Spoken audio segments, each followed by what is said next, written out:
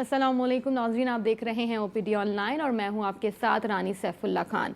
नाज़रीन, OPD online में आज हम सबसे पहले बात करेंगे बच्चों पर, और बच्चों से मुराद आज यहाँ पर यह है कि 6 माह से बड़े बच्चे जो नॉर्मली लिक्विड से ग़िज़ा पर आते हैं, सॉलिड ग़िज़ा पर। अब सॉलिड ग़िज़ा का मामला यहाँ पर हम ये बयान करेंगे कि सॉलिड ग़िज़ा का मतलब होता है कि अगर बच्चे लिक्विड पर होते हैं, दूध पीते हैं या सिर्फ पानी पर होते हैं, और 6 माह बाद जब उनको सॉलिड ग़िज़ा, सेरेलैक्स या कुछ दिया जाता है खाने के लिए, तो उनमें अमूमी तौर पर बीमारियाँ जन्म लेती हैं। और वो बीमारियाँ कुछ खास बड़ी नहीं होती, लेकिन वो छोटे बच्चों के लिहाज से काफ़ी बड़ी होती हैं। और वो बीमारियाँ ये है कि पेट दर्द की शिकायत है। बच्चे जब सॉलिड ग़िज़ा खाते हैं तो उनका पेट बहुत जल्दी भर जाता है। उसके बाद वो घंटों नहीं, मतलब घंटों पूरा दिन कुछ नहीं खा पाते, उल्टी होती है, मतली होती है। इन सारी सूरत हाल पर, बच्चों के मसाइल पर बात करने के हमारे साथ मौजूद हैं डॉक्टर अताउर रहीम साहब। अस्सलाम वालेकुम डॉक्टर साहब।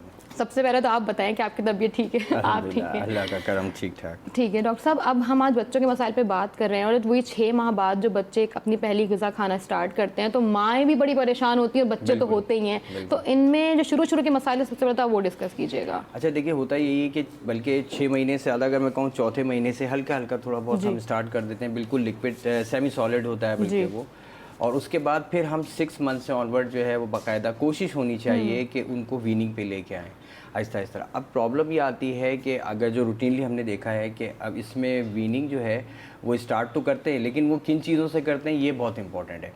कि अमूमन देखने में यही आया है कि हमारे यहाँ जंक फूड्स जो हैं वो सपोर्टिवली एज अ वीनिंग स्टार्ट हो रही होती है, बजाय इसके कि अगर हम अपना वक्त याद करें कि सूजी भी दी जा रही होती थी और साबुदाने का इस्तेमाल किया जा रहा होता था, यानी नेचुरल सोर्सेस जो है, और उससे ग़िज़ाइयत भी आपको अच्छी मिलती है। लेकिन अब जो देखने में आता है तो अमूमन बच्चे जो फ्रेंच फ्राइज़ प्रेफर कर रहे होते हैं, बहुत छोटे में भी आप उनको मैश करके, पोटैटो शायद वो इतने शौक से नहीं खाएं, लेकिन अगर फ्रेंच फ्राइज़ की शक्ल में तो बहुत ज़्यादा खा लेंगे। इसके साथ साथ चॉकलेट्स का इस्तेमाल, चाहे वो बहुत ही छोटे बच्चों में मैंने देखा है कि वो भी हाथ में या तो लॉलीपॉप की शक्ल में ऐसी चीज़ दे दी जाती है। इससे होता क्या है कि बच्चों में, क्योंकि प्रोटेक्टिव लेयर जो है स्टमक की, वो बहुत ज़्यादा अभी बनी नहीं होती और अभी स्टेबलाइज हो रही होती है। ऐसी सूरत में ज़रा भी जो है, अगर हम ख्याल ना रखें कि हमें जो डाइट, अब सॉफ्ट डाइट शुरू की है, अगर उसमें इम्प्योरिटीज़ शामिल हों या बाज़ार की चीज़ें शामिल होंगी, तो ऐसी सूरत में फिर गैस्ट्राइटिस बहुत ज़्यादा, क्योंकि बच्चों में कॉमन है, वो शुरू हो जाता है। ऐसी सूरत में अमूमन देखने में आता है कि बच्चे अचानक जो है वो वॉमिट करना शुरू कर दिया, कुछ भी खाया और उल्टी हो रही है, और फिर ये एक परेशानी का सबब बनता है। और फिर मैदा भी उनका भारी होने लगता है, मैदे की परेशानियां सामने आ जाती हैं। डॉक्टर साहब, ये भी बताइएगा कि माएँ, अब आपने लॉलीपॉप की बात की कि माएँ अक्सर बच्चे रोते हैं तो उनको सिर्फ चुप कराने के लिए, अपनी जान छुड़ाने के लिए लॉलीपॉप थमा देती हैं, ठीक है। इसके अलावा अगर हम फ्राइज़ दे रहे हैं बच्चों को, तो फ्राइज़ के साथ केचप, मायोनीज और नूडल्स स्पेशली, जो आजकल माएँ, मतलब हम भी और आप भी देखते होंगे घर में 2 मिनट में नूडल्स बना के हमने फ़ौरन दे दिया। टाइप की चीज़ें बहुत ज़्यादा फ्रिक्वेंटली यूज़ किया। अच्छा, क्योंकि अभी 6 मंथ से ऑनवर्ड स्टार्ट करते हैं, तो क्योंकि दही, मिसाल के तौर पे दही का इस्तेमाल करना चाहिए, वो हमारे अमूमन नहीं हो रहा होता कि दही के ऊपर ध्यान दें। और इसके बजाय, जैसे अभी आपने कहा कि पास्ता हो गया या दूसरी चीज़ों के ऊपर लाने की कोशिश करते हैं। इवन एग की मैं बात करूँ, जिसकी बहुत इंपॉर्टेंस है, न्यूट्रिशनल वैल्यू है इसकी, लेकिन एग भी जो है वो, क्योंकि अब अच्छा आहिस्ता आहिस्ता एक आप अभी से ही आदत डेवलप कर रहे होते हैं बच्चों में, क्योंकि बच्चा नहीं खा रहा है, बच्चे ने मना कर दिया, या बच्चा जो है वो रो रहा है या हाथ लगा रहा है कि नहीं खिलाना। ये चीज़ हमारे अपने ऊपर है कि हम उसकी वो हैबिट चेंज करें, बजाय इसके कि हम उस जगह पे चले जिस जगह पे बच्चा ले जाना चाह रहे, जो कि उसके लिए नुकसान है। वही मुझे अचानक से अपना वक्त याद है कि हमारी अम्मा हमें मार मार के खिलाती थी, और आज वक्त है कि जब बच्चों को माएँ खिलाती हैं और बच्चे सिर्फ हाथ रख देते तो फिर नहीं खिलाया जाता। डॉक्टर साहब, एक और बात थी कि अब आपके वक्त की बात, हमारे वक्त की बात होगी कि एक टाइम पे लोग मक्खन खाते थे, लेकिन आज मक्खन भी अवेलेबल नहीं है। बिल्कुल। तो बच्चों को अगर हमें बिल्कुल जो चीज़ें देनी है ओरिजिनल, उसमें 6 माह के बाद क्या क्या दे सकते हैं, ये बताइए। देखिए, इसमें क्या होता है कि डाइटरी जो एलिमेंट्स हैं, 3 बेसिक चीज़ें हैं, कार्बोहाइड्रेट्स है, प्रोटीन्स हैं और फैट्स हैं। इनका एक रेशियो होना चाहिए, तकरीबन 65 to 70% जो है कार्बोहाइड्रेट कंटेंट होना चाहिए छोटे बच्चों में ख़ास तौर पे। उसके बाद फिर हम बात करते हैं प्रोटीन्स की, जो कि एटलीस्ट प्रोटीन्स भी 15% प्रोटीन होना चाहिए, बाकी रिमेनिंग जो है वो फैट्स आपने, क्योंकि अभी आदत बन रही है, अभी एसिड जो है वो सेक्रेशन हो रही है, प्रोटेक्शन नहीं है। लेकिन होता क्या है कि अगर आप यही रेशियो डिस्टर्ब हो जाएगा और कार्बोहाइड्रेट की जगह पे आप फैटी चीज़ों पे बच्चों को जल्दी ले आएंगे, तो ऐसी सूरत में फिर वो एसिड रिलीज ज़्यादा होगा, प्रोटेक्शन इतनी है नहीं, तो बार बार बच्चे कंप्लेन करेंगे। बार बार बच्चे कंप्लेन करते हैं। डॉक्टर साहब, एक कॉलर भी हमारे साथ हैं, उनसे बात कर लेते हैं पहले। अस्सलाम वालेकुम, कौन बात कर रहे हैं, कहाँ से? अस्सलाम वालेकुम, मैं नौशीन फैयाज बात कर रही हूँ। वालेकुम अस्सलाम जी, कहिएगा नौशीन।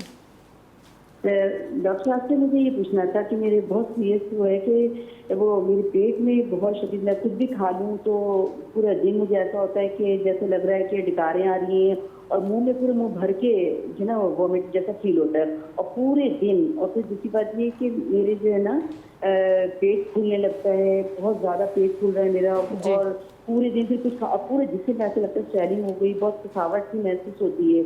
सबसे बढ़कर ये कि मैं मतलब खाना जो भी खाती हूँ पूरे दिन ऐसा लगता है कि मेरे पेट में रखा हुआ है और फिर मुंह से अजीब सी स्मेल भी आती है। मैं बहुत परेशान हूँ। अच्छा, 2-3 चीज़ें नौशीन जी मैं चाहूँगा, मैं मिलना चाहती हूँ आपसे। जी जी, दो तीन चीज़ें मैं पूछना चाहूँगा। एक तो ये कि आप बताइएगा शुगर की प्रॉब्लम तो आपको नहीं है? नहीं, मुझे शुगर और ब्लड ठीक है, प्रेशर नहीं है। और एज बताइएगा अपनी, कितनी आपकी एज है? मेरी 50 ईयर्स। ओके, अच्छा देखिए, होता यही है कि आप और आपकी जो फिज़िकल एक्टिविटीज़ हैं, चलना फिरना, वॉकिंग कर, बहुत अच्छी बात है।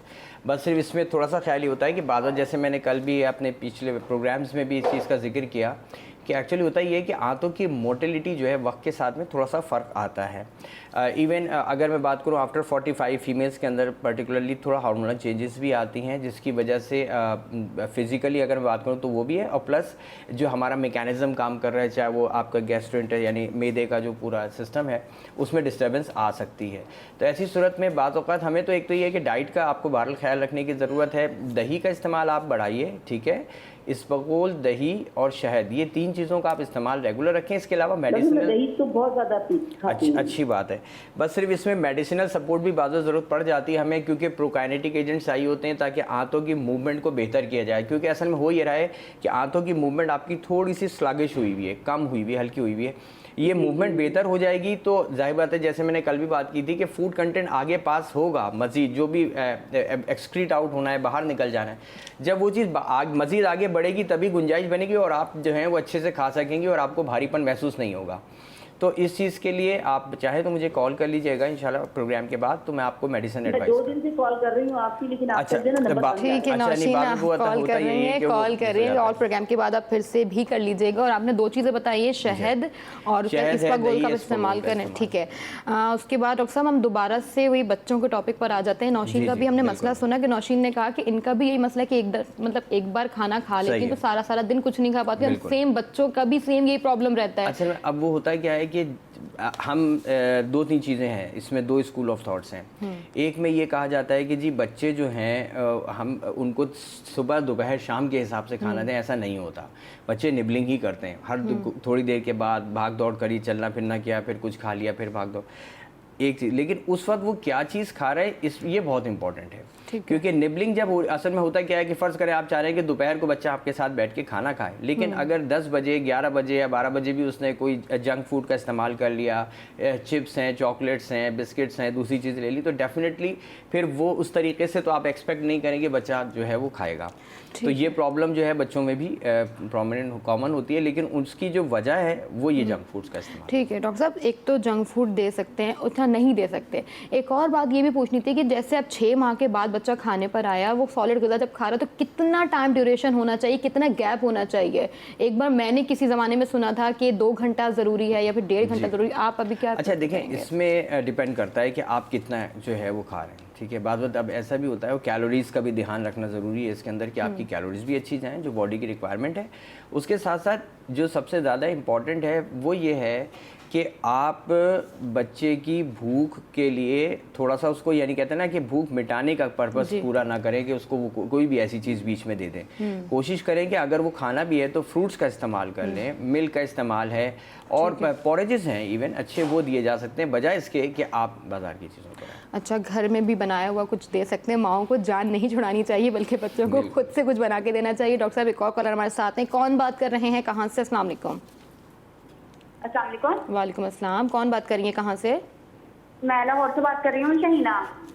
नायला बात कर रही हैं? जी नायला कहिएगा। शहीना बात कर रही हूँ। शाहिना बात कर रही हैं। शाहिना कहाँ से बात कर रही हैं? जी मैं लाहौर से बात कर रही हूँ। जी कहिएगा, क्या मसला है आपका?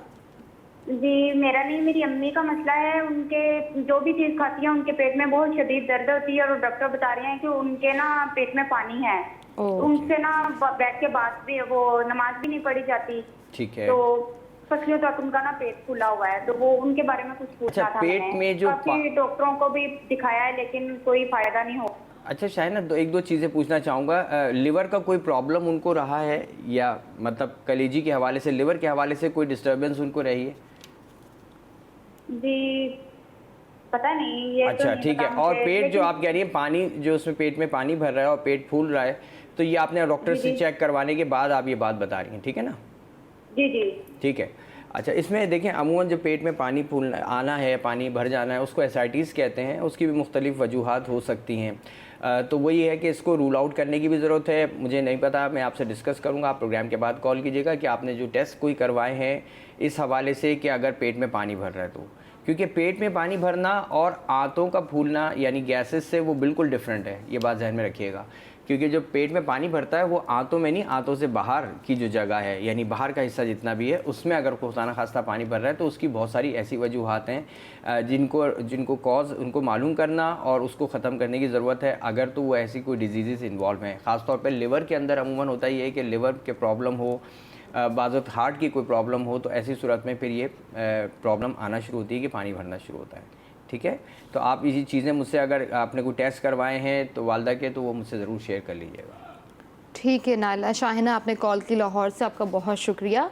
डॉक्टर साहब, अब इनका भी एक मसला था, खैर वो भी हमने डिस्कस कर लिया प्रोग्राम में। मैदे और पेट के मसाइल में अब बच्चों को 2 साल से पहले हिफाजती टीके लगते हैं जी। इस मतलब इसका क्या है? इसमें मतलब मैदे और पेट के लिए भी कोई इंजेक्शन है? असल में कि देखिए, अगर वो टाइम पे लगा दे तो फिर 2-3 साल तक फिर कुछ ना हो। अच्छा नहीं, ऐसा कोई ऐसे स्पेसिफिक नहीं होता। देखिए, जो इंजेक्शंस लगाए भी जाते हैं, वैक्सीनेशंस की जाती हैं, तो वो उन या तो वायरल डिजीज़ के हवाले से जिसमें पोलियो आ जाता है और डिप्थीरिया आ जाता है, पर्ट्यूसिस है, टेटनस है और बहुत सारी।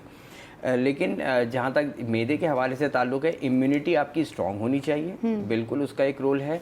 प्लस फिज़िकल एक्टिविटीज़, जब ख़ास तौर पे हम 2-3 साल के बच्चों के बाद जो एज होती है, जिसमें आपने जैसे अभी कहा कि 5 ईयर्स तक में, तो अमूमन क्या होता है कि ये गैजेट्स, ये बहुत बड़ा इशू है कि बच्चों ने फिजिकल एक्टिविटी कम करके इन पर अपने आप को लेके आ गए। तो अब इवन छोटी उम्र, और हम बहुत अप्रिशिएट भी कर रहे होते हैं कि देखें बच्चा जो अभी से मोबाइल यूज़ कर रहा है, दिस इज़ नॉट फेयर। और यही चीज़ उसके लिए आँखों के हवाले से भी, अगर मैं कहूँ, जो आपकी मेंटल ग्रोथ है उसके हवाले से भी मुतासर हो रही होती है। तो बहुत सारे ऐसे फैक्टर्स हैं। ठीक है डॉक्टर साहब, इम्यूनिटी, क़ुव्वत मदाफ़ियत हम जिसे कहते हैं, 6 माह के बच्चों के लिए, 6 माह से 5 साल के लिए, इसको बढ़ाने के लिए क्या करेंगे? अच्छा देखिए, इसमें भी मैं वही कहूँगा कि जो डाइट प्लान्स हम बनाते हैं, हम ध्यान में रखते हैं कार्बोहाइड्रेट्स, प्रोटीन्स और फैट्स, इसके अलावा मिनरल्स की जब हम बात करते हैं कि जी मिनरल्स होने चाहिए। अब मिनरल्स कौन से होने चाहिए, इसमें हम जब बात करते हैं कैल्शियम है, मैग्नीशियम है, आयरन है, जिंक है, ये तमाम चीज़ें अच्छी मिकदार में बॉडी को जानी चाहिए। फ्रूट्स की जब हम बात करते हैं, विटामिन सी का कहते हैं जी इम्यूनिटी के लिए बहुत अच्छा रोल है, फॉलिक एसिड का, तो ये तमाम चीज़ें आपको नेचुरल सोर्सेज से मिल रही होती हैं। लेकिन अगर उसका इस्तेमाल करेंगे तो फिर आपकी इम्यूनिटी बढ़ेगी। ठीक है, इम्यूनिटी बढ़ेगी। डॉक्टर साहब, एक और कॉलर हमारे साथ मौजूद है। अस्सलाम वालेकुम, कौन बात कर रहे हैं, कहाँ से? वालेकुम अस्सलाम, कौन बात कर रहे हैं, कहाँ से? मैं लाहौर से एजाज बात कर रहा हूँ। जी कहिए एजाज। डॉक्टर साहब से मेरा कुछ पूछना था। जी पूछिए। कहिए। डॉक्टर साहब, सर में ना मुझे ना डकार की बहुत प्रॉब्लम है, यानी कि बहुत कसरत से यानी कि डकार आते हैं। ठीक है, तो एज कितनी है आपकी? काफी टाइम से, यानी कि कोई 10-15 साल हो गए। ठीक है, कई डॉक्टर भी दिखाए मैंने, एलोपैथिक, होम्योपैथिक, यानी कि जड़ी बूटियों का भी इस्तेमाल किया, लेकिन कुछ फर्क नहीं पड़ा। ठीक है, एज कितनी है आपकी? मेरी 50 है। अच्छा, दूसरा ये कि आपके मैदे में दर्द या ऐसा कोई प्रॉब्लम तो नहीं हो रही होती, कंप्लेन पेन की तो नहीं है, सिर्फ आपने कहा कि आपको बेल्चिंग बहुत ज़्यादा होती है, डकारें बहुत ज़्यादा आती है, यही बात है? बस डकारें में, मैदे में कोई दर्द वगैरह नहीं होता मुझे। ओके, ठीक है, तो यही प्रॉब्लम है। सही, सोचे वक्त जो है ना ज़्यादा प्रॉब्लम। ठीक है। अच्छा देखें, बिल्कुल जैसा बात यही है कि आपको जो एक्चुअली प्रॉब्लम है वहीं पे मैं बात करूँगा कि जो आपकी मोटिलिटी है, आंतों की मोटिलिटी की डायरेक्शन जो है वो सही नहीं हो रही है, वो स्ट्रॉन्ग नहीं हो रही है। और डायरेक्शन देखें, एक होता है स्ट्रेंथ कि जिस ताकत से आंतें मूव करनी चाहिए, और उनकी डायरेक्शन कि उनको नीचे की तरफ बढ़ना चाहिए। अमूमन होता क्या है कि जब ये आंतों की मूवमेंट डिस्टर्ब हो जाएगी और अगर खुदा ना ऊपर की तरफ आना शुरू होती हैं, तो स्टमक में ही जो है वो गैसेस जो बन रही होती है वो एक्सपेल आउट होती हैं डकार की शक्ल में। तो ऐसी सूरत में मेडिसिन दी जाती हैं। मैं आपको इंशाल्लाह मेडिसिन एडवाइस करूँगा, इसके लिए आप उसे इस्तेमाल कीजिएगा, फिर मुझे मुझे बताइएगा। ठीक है एजाज, आपने लाहौर से कॉल किया, आपका शुक्रिया। एक और कॉलर हमारे साथ मौजूद हैं। कौन सा बात कर रहे हैं, कहाँ से? जी मैं अवैध बात कर रहा हूँ लाहौर से। जी नायत कहिएगा। मैंने डॉक्टर से पूछा था, मेरे ना एच पैलोरी मैंने टेस्ट करवाया, मैदे का ना मुझे भूख नहीं लगती, तो एच पैलोरी का टेस्ट करवाया था, वो पॉजिटिव आया था, उसकी वैल्यू 54.3 थी। ठीक तो है। मुझे तकरीबन 6-7 महीने हो गए, भूख बिल्कुल नहीं लग रही, उस बांध हो गया ना, जैसे कट वगैरह से होते हैं ना साले ये बने हुए हैं। अच्छा ओएस, तो मुझे आपने इसको पहले एच पायलोरी का ट्रीटमेंट डॉक्टर ने आपको दिया, आपने इस्तेमाल पूरा किया कोर्स उसका? वो एंटीबायोटिक दी थी और साथ में वो कितने 10 दिन, ओमेप्राजोल 10 या यूज करता 10 या 14 दिन आपने उसको इस्तेमाल किया है? जी जी मैंने ठीक इस्तेमाल किया है, है। ठीक है। अच्छा देखें, एच पायलोरी जैसे अभी आपने बताया कि एच पायलोरी का आपका टेस्ट पॉजिटिव आया था। अमूमन मैं आपको अगर कहूँ तो 80% लोगों में, मैं पेशेंट्स नहीं कहूँगा, लोगों में एच पायलोरी पॉजिटिव आता है, क्योंकि हमारे पानी का प्रॉब्लम है और उसके अलावा जो भी हमारे यहाँ जिस तरह की ग़िज़ाएँ मिलती हैं मार्केट्स में ख़ास तौर पे। अब पॉइंट ये है कि एच पायलोरी को आप इरेडिकेट तो कर देते हैं, ख़त्म कर देते हैं। 10 दिन का 12 दिन का आपने कोर्स किया, क्योंकि तेज़ाब जो है वो अटैक कर रहा होता है ना स्टमक के ऊपर, उसकी लेयर्स के ऊपर, और लेयर हटा देता है कौन? H pylori. वहाँ से एच पायलोरी बैक्टीरिया जो है बेसिकली वो लेयर हटा रहा होता है। तो आप इसमें 2-3 चीज़ें आ जाती हैं। एक तो ये कि आपको ग़िज़ा में थोड़ी सी तब्दीली लाने की ज़रूरत है।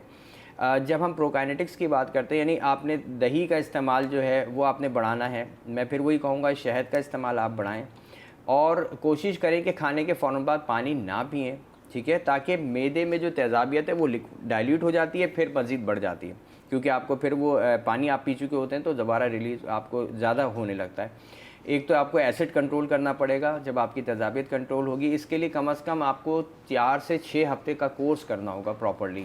तो आप मुझे कॉल कीजिएगा प्रोग्राम के बाद, मैं आपको मेडिसिन एडवाइस करूँगा, इंशाल्लाह उससे बेहतरी आएगी। ठीक है नायत हमारे साथ कॉल पे थे। नायत आपकी कॉल का बहुत शुक्रिया। एक और कॉलर हमारे साथ मौजूद है। डॉक्टर साहब, कौन साहब बात कर रहे हैं, कहाँ से? अस्सलाम वालेकुम, कॉलर हमारे साथ मौजूद हैं। जी अस्सलाम वालेकुम। वालेकुम अस्सलाम, कौन बात कर रही हैं, कहाँ से? जी मैं मिस रंजन लाहौर से बात कर रही हूँ। ठीक है, अपना मसला बताइएगा। जी मुझे मैंने अल्ट्रासाउंड करवाया था, तो मुझे दर्द होता था, अब तो दर्द नहीं होता, लेकिन उसमें मुझे ये उन्होंने बताया था कि आपका ना फैटी लीवर है जी। उसके बारे में पूछना था कि इसका क्या इलाज होता है। ठीक है, कितना टाइम हुआ आपने ये डायग्नोस हुआ फैटी लीवर, कितना अर्सा हो गया इसको? ये अभी हुआ है, 1 महीना ही हुआ है यहाँ। ठीक है। अच्छा, इसमें खैर देखें, परेशान होने की ज़रूरत नहीं है। फैटी लीवर अगर डायग्नोस भी हुआ है, एक्चुअली होता यही है कि फैटी स्टिक्स यानी फैट डिपोजिशंस होती हैं लिवर के आउटर बाउंड्रीज़ के ऊपर बाहर की तरफ। इसमें बस एक बार कभी कभार इसमें पेन भी होने लगता है, तो इसमें बस एक चीज़ का ख्याल रखना है, कार्बोहाइड्रेट डाइट जो है वो आपने थोड़ा कम करनी है। कार्बोहाइड्रेट से मुराद क्या है? रोटी, चावल, ये जो भी मीठी चीज़ें, इसको आप अवॉइड करें, इसको कम से कम इस्तेमाल करें, क्योंकि बज़ाहिर वैसे लफ्ज़ क्या लगता है कि जी फैटी लीवर है, तो आप कार्बोहाइड्रेट से इसका क्या ताल्लुक़ फ़ैट का? होता ये कि जब फैट ज़्यादा कार्बोहाइड्रेट डाइट जाती है तो फैट्स जो हैं वो स्पेयर होने लगते हैं, यानी फैट्स जो कि आपकी बॉडी में एनर्जी सोर्स एक एज अ सोर्स इस्तेमाल हो उसका, वो डिपॉजिट होने लग जाता है। तो जिस तरह बॉडी के मुख्तलिफ हिस्सों में होता है, हमें मोटापा होने लगता है, इसी तरीके से लिवर पर भी वही फ़ैट आ जाता है। तो हम कार्बोहाइड्रेट को जब इंटेक कम करेंगे तो जो फैट्स डिपॉजिट हो गए हैं गैर ज़रूरी तौर पर, वो वहाँ से मोबिलाइज़ होंगे और इस्तेमाल होंगे। तो इंशाल्लाह इसमें परेशान नहीं हो। ऐसा कोई मेडिसिन इसमें नहीं दी जाती है, सिवाय इसके कि आपको डाइट्स का ख्याल रखना होता है। ठीक है, डाइट का ख्याल रखना होता है। फैटी लीवर, डॉक्टर साहब इतने सवालात इतने आए, कॉल्स इतने आ गई कि हमारा जो आज मेन टॉपिक था कि बच्चों के हवाले से हमें आज बात करनी थी, वो मुझे लग रहा है कहीं बीच में रह गया है। नहीं, वो है, बिल्कुल आप सही कह रही हैं। वो इंशाल्लाह फिर हम इसको चाहूँगा कि इंशाल्लाह हम इस पर दोबारा बात करेंगे, क्योंकि अभी तो मुझे लग रहा है बच्चों के हवाले से और बहुत सारे सवालात हैं। पेट फूलना या मोशंस होना या और बहुत सारी चीज़ें, वो इंशाल्लाह बहुत सारे सवाल हैं। डॉक्टर साहब आपके वक्त का भी बहुत शुक्रिया हमारे साथ थे। प्रोग्राम आपने नाज़रीन देखा ओपीडी ऑनलाइन, और इसके अलावा भी आपके पास सवालात हों या आपने कुछ चेकअप करवाना हो, दवाइयाँ लिखवानी, डॉक्टर साहब को कॉल कर सकते हैं। हमारा और आपका साथ अभी इस वक्त यहीं तक था, तो प्रोग्राम का टाइम खत्म हुआ। इंशाल्लाह कल एक बार फिर मुलाकात करेंगे, तब तक के लिए अल्लाह हाफ़िज़।